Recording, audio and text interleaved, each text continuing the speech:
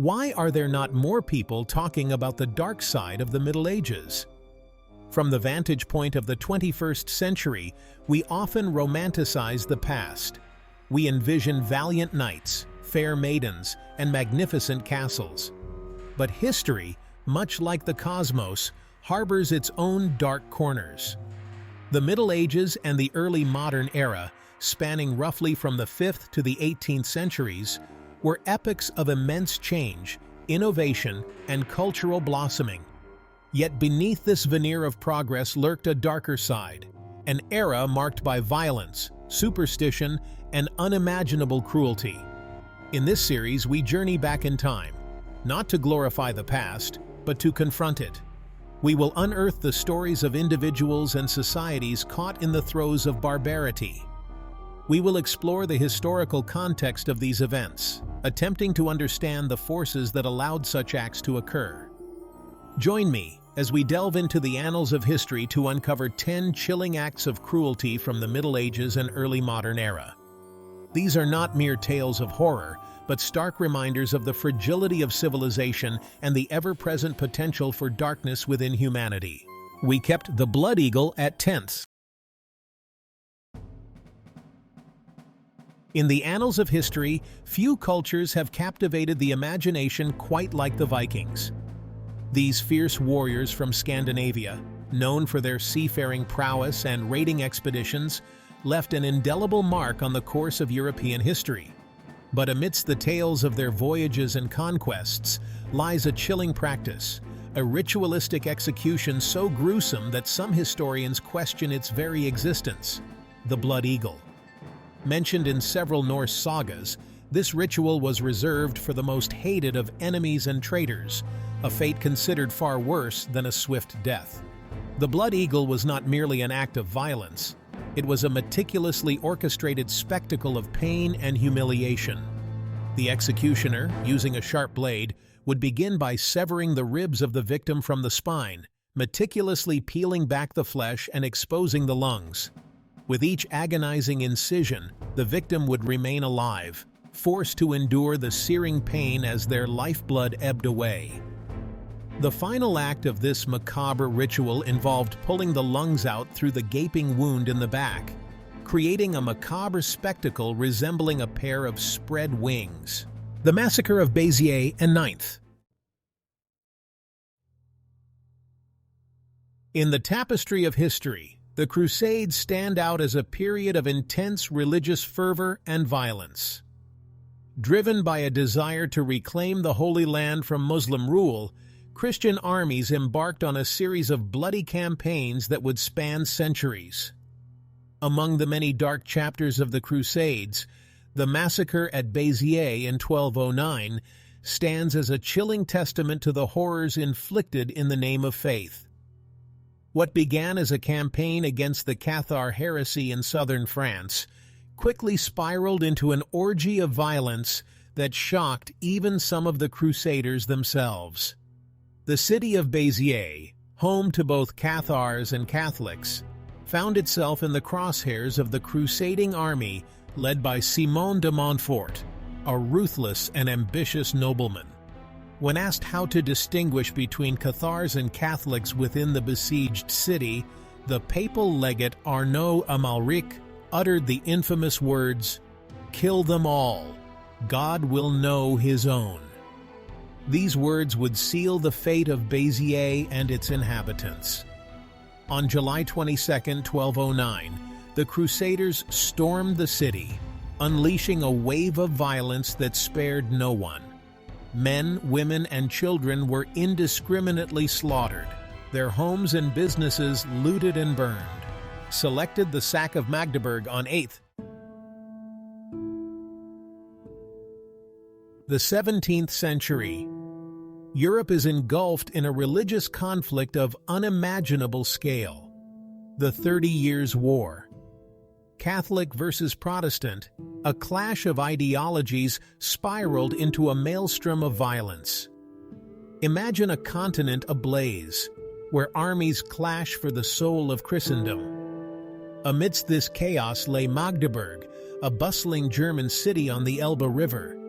Known for its trade and scholarship, Magdeburg was a beacon of the Protestant faith.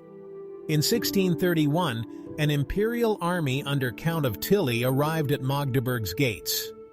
Tilly's forces besieged the city, bombarding its walls relentlessly. On May 20th, 1631, the city's defenses were breached, and the Spanish Inquisition on 7th. From the ashes of the Reconquista, the centuries-long struggle to expel Muslim rule from the Iberian Peninsula, arose a new form of terror in Europe, the Spanish Inquisition. Established in 1478 by King Ferdinand II and Queen Isabella I, the Inquisition was more than just a religious institution. It was a tool of state control, designed to enforce religious and political unity.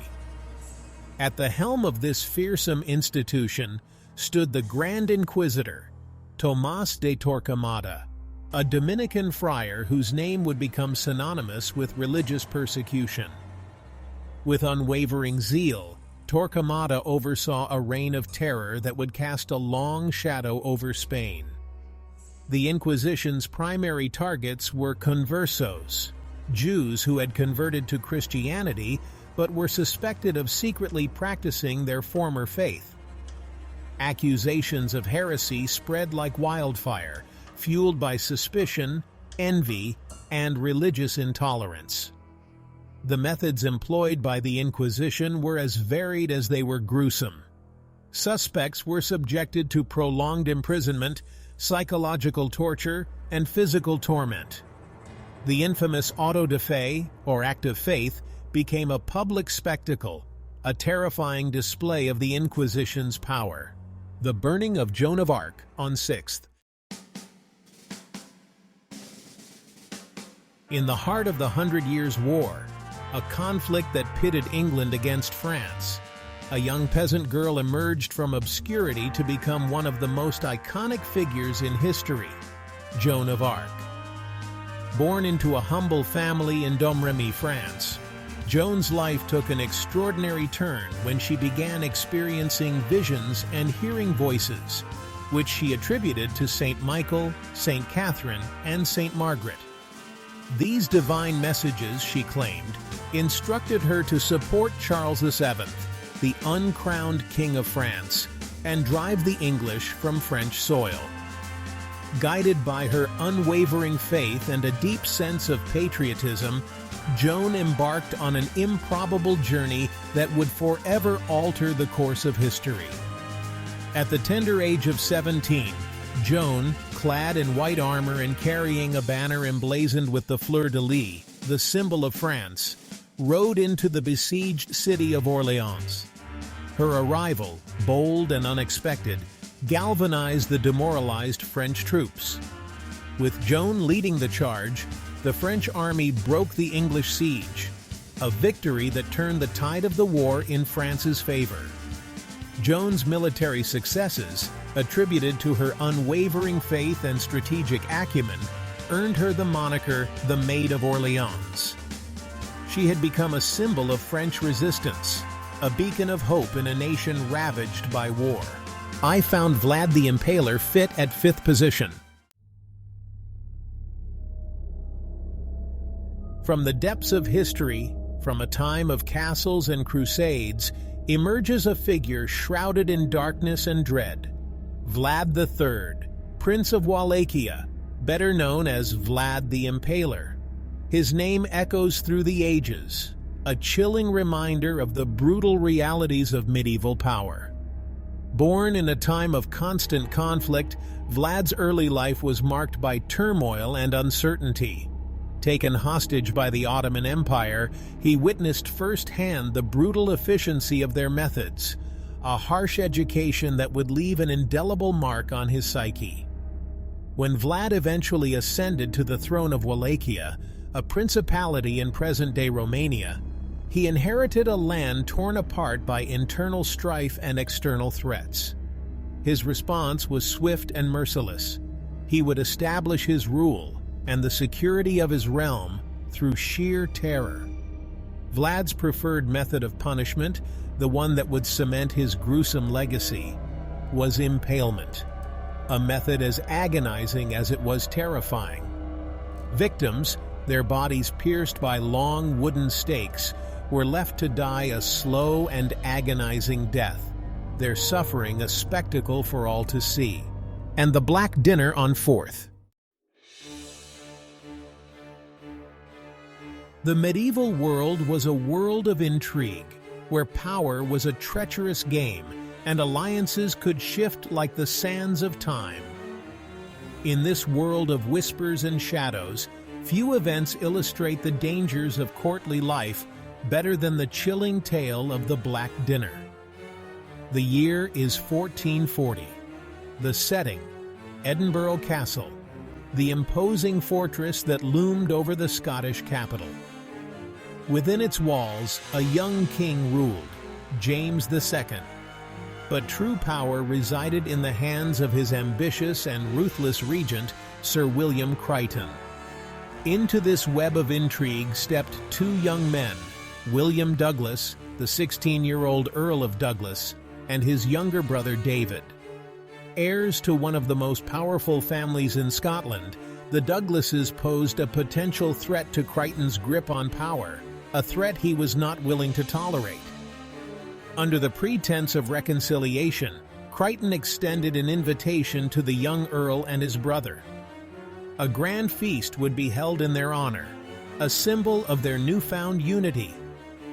The unsuspecting Douglases, their suspicions lulled by promises of friendship, accepted the invitation, unaware that they were walking into a carefully orchestrated trap. Here are top 3: the trial and execution of William Wallace at 3rd.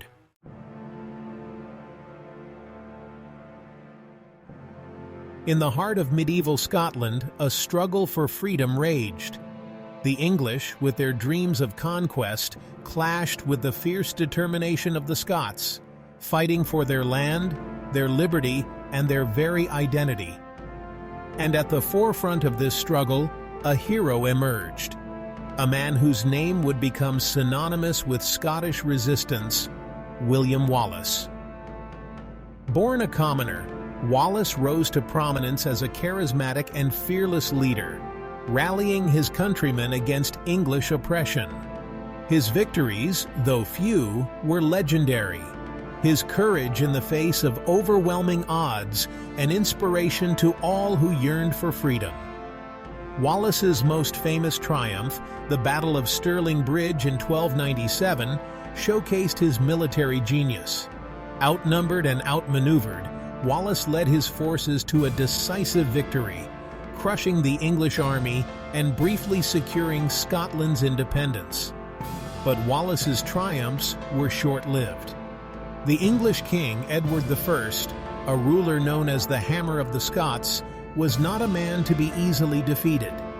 He unleashed the full might of the English army upon Scotland, determined to crush the rebellion and bring the defiant Scots to heel.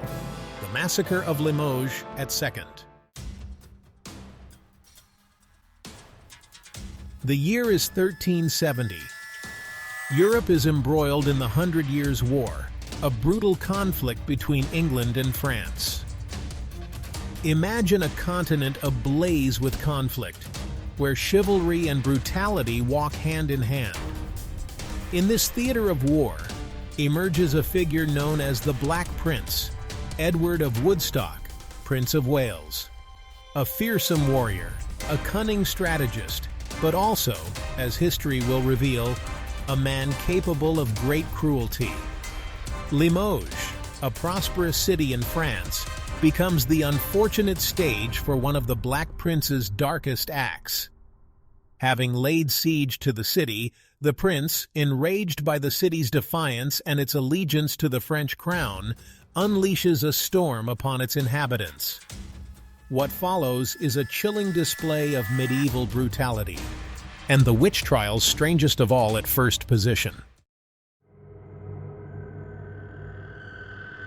From the late 16th to the early 17th century, a dark cloud descended upon Europe and the American colonies. It wasn't a storm of rain or fire, but a tempest of fear and suspicion, fueled by superstition and religious fervor. This was the era of the witch hunts, a period marked by mass hysteria and paranoia, where accusations of witchcraft could lead to imprisonment, torture, and even death. Imagine a world where shadows whispered secrets, and every misfortune was attributed to unseen forces. Thousands of individuals, mostly women, were accused of consorting with the devil, their alleged crimes ranging from causing illness and misfortune to controlling the weather. These accusations, often based on flimsy evidence or personal vendettas, had devastating consequences for the accused. Driven by religious zeal, political opportunism, or simply a desire to explain the unexplainable, communities turned on their own, tearing apart the fabric of society with suspicion and fear. From the blood-soaked battlefields to the shadows of superstition, we've journeyed through some of the darkest chapters of the Middle Ages and early modern era. These stories, though difficult to confront, serve as powerful reminders of the human capacity for both good and evil. These acts of cruelty should not be forgotten, but rather serve as guideposts as we navigate the complexities of the present.